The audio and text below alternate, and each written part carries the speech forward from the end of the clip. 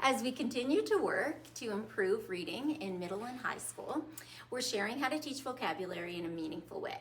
Kids learn to spell through sound and letter correspondence. Memorizing these words doesn't teach kids how to spell them, pronounce them, or remember the meaning.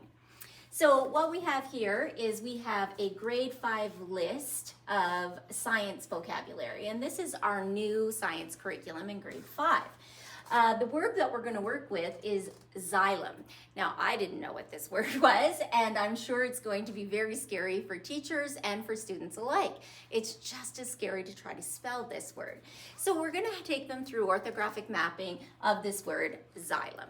So xylem, how many sounds do we hear in the word xylem? So we're going to try to count the sounds that we're hearing.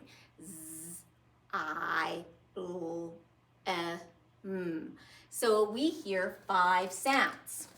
We're going to go 1, 2, 3, 4, 5. Now we're asking kids to spell this word, xylem. If they didn't have this word up here and they're not seeing it and they're working individually in their desks or on a whiteboard and you're asking them to spell this word, you might get Z, I, O, xylem. You might get that as you're spelling. This is where we would have to teach kids, and we might not know this rule. So we might have to say, what are some other letters that can make the Z sound? You might end up with an S, because kids will know that S can do that. But the rule here is that X at the beginning of a word makes the Z sound. And we are going to change this to an X. The long I sound can be made by many different combinations of letters, but it could just simply be the I, but it could be IGH.